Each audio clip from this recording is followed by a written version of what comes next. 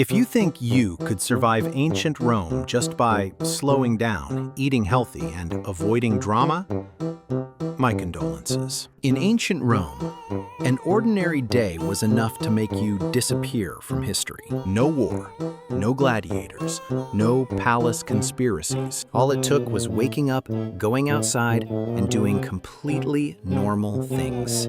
Now, let's start the countdown. Number 10. Dying because you went to the bathroom. Imagine you wake up, drink some water, and your body does what human bodies have done for tens of thousands of years. It needs to go to the bathroom. Nothing heroic, nothing dramatic, just using the toilet. The problem is, toilets in ancient Rome didn't resemble anything you'd recognize as private. Public latrines were long rows of stone seats with circular holes and no dividers. You sat there. A stranger sat next to you. People talked. This wasn't a bug, it was a feature. And now comes the part where your brain should immediately stop consuming food and drinks. There was no toilet paper. Instead, there was a sponge attached to a stick, and it was shared. After using it, you rinsed it in salt water, put it back, and the next person continued. This is not a joke. This was a collective belief that it's probably fine. If you lived long enough to get an infection, congratulations. If not, you might die on your very first visit.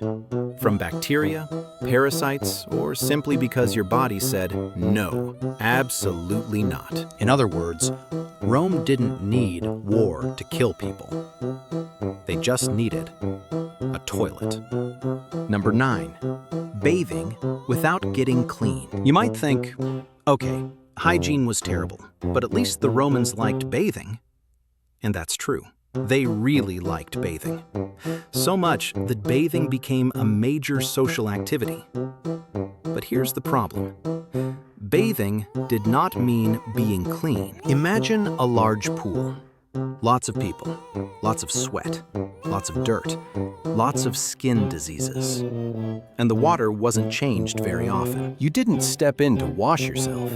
You stepped in to take part in a massive microbial networking event. The Romans didn't use soap the way you'd expect.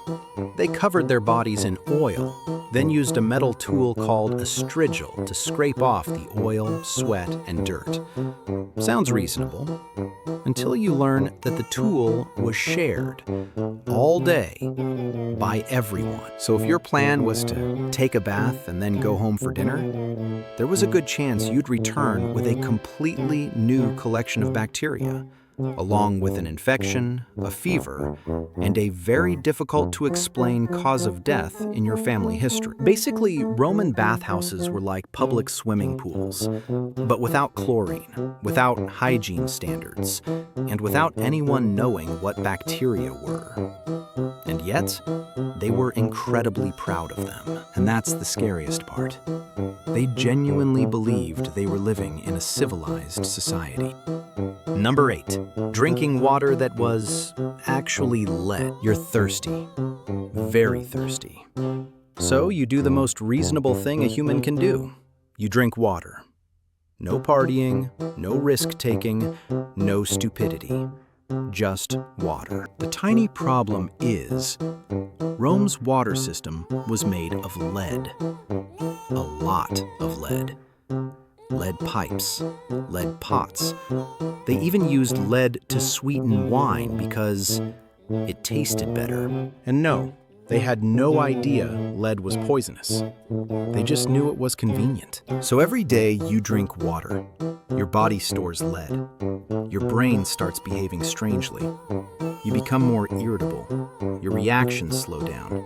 Fertility drops.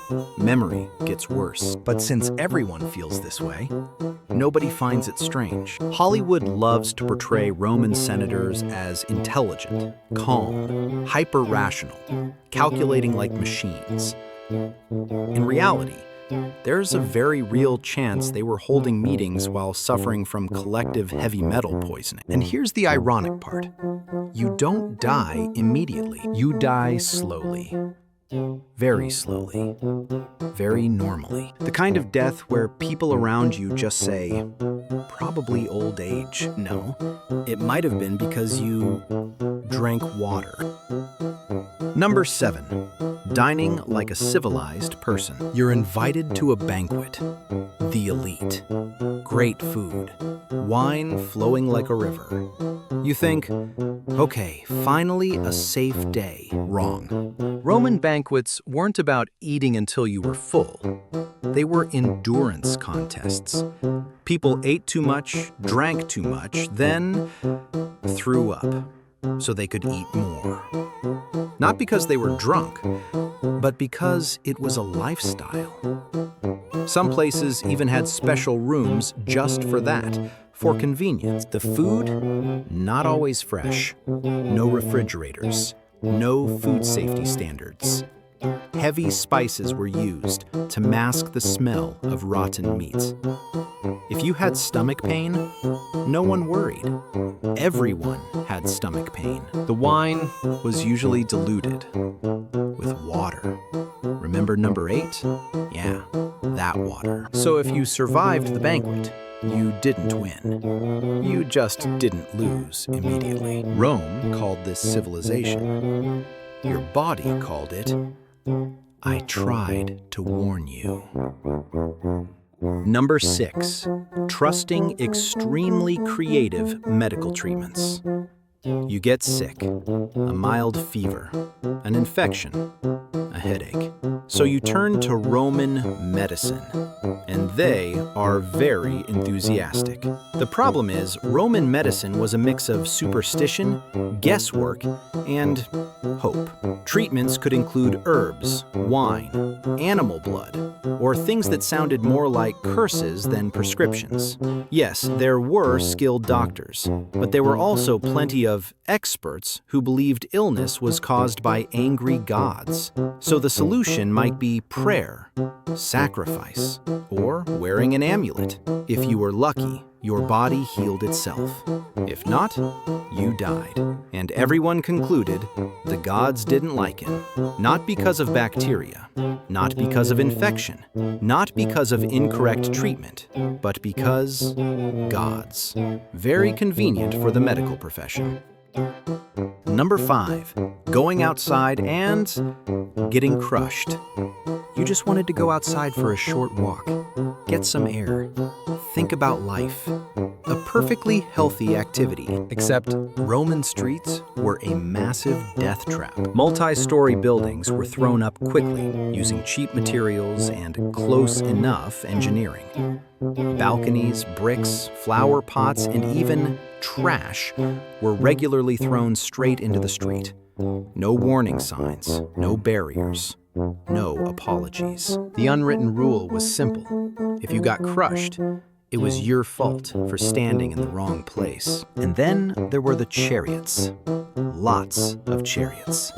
No traffic lights, no right-of-way, no one slowed down for pedestrians. If you heard wheels behind you, you might have exactly 1 second to realize you'd made a terrible mistake by leaving your house that day. Rome was a vibrant city, yes, but vibrant in the sense that anything could fall on your head at any moment. Number 4, believing in the gods a little too much. You do everything by the rules. You follow social norms. You don't cause trouble. And then, you perform a ritual incorrectly. Maybe you sacrifice on the wrong day. Maybe you skip a step in a prayer. Maybe you accidentally say a god's name wrong. And that's it. Not because you're evil, but because you've made people believe the gods are angry. In a society where natural disasters, disease, and military failure are all explained by the will of the gods, becoming a spiritual scapegoat is incredibly convenient. Bad harvest? Someone must have offended the gods. Plague? Someone clearly wasn't devoted enough. And if that someone is you, our condolences. You don't die because you did something wrong. You die because people needed an explanation. Number 3, working hard in the wrong social class. You work hard. You do your job. You try to survive. But if you were born a slave or into the lower classes, all your effort had value for someone else. Roman law was very good at protecting property, and in many cases, you were the property. Beaten? Legal. Worked to exhaustion? Normal. Killed in a workplace accident? Tragic, but not a problem. Hollywood loves stories about rising up. In reality, Rome was designed so you couldn't rise. The system functions smoothly precisely because someone at the bottom absorbed all the risk. You don't die because you rebel. You die because the system is working exactly as intended. Number 2, going out for entertainment. You're bored. Your brain wants dopamine. So you do a very human thing. You go watch entertainment. The arena, the theater, the games, a relaxing afternoon. The problem is, entertainment in Rome wasn't always just something you watched. The arenas were crowded, extremely crowded. People pushed, no safe exits, no crowd control. If panic broke out, people didn't run, they trampled each other. And you? You were just a soft body among thousands of other soft bodies. Then there were the wild animals, exotic beasts. Yes, there were barriers, but barriers didn't always win. And when they didn't, the audience stopped being spectators. They became random targets. Hollywood makes it feel like these shows were perfectly organized spectacles. In reality, they were massive gatherings where any small mistake could kill people. You don't die because you fought. You die because you went to have fun. Number 1, living too long. It sounds strange, but this was the most dangerous reason of all. You didn't die early. If you lived long enough in ancient Rome, you would. Drink enough lead, breathe enough smoke, absorb enough bacteria, survive enough small accidents, endure enough social stress. There was no single dramatic moment where everything went wrong. Your body just slowly wore down. And because this happened to everyone, it was considered normal. Rome didn't kill you with a sword. Rome killed you with everyday habits. And that's the most terrifying part. That's why, when we look back, ancient Rome wasn't just an empire that rose and fell through war. It was a society where simply living the right way was dangerous. Don't do anything stupid doesn't help much when everything normal can kill you. That's all for today. I'll be making similar videos in the future. Subscribe to see them.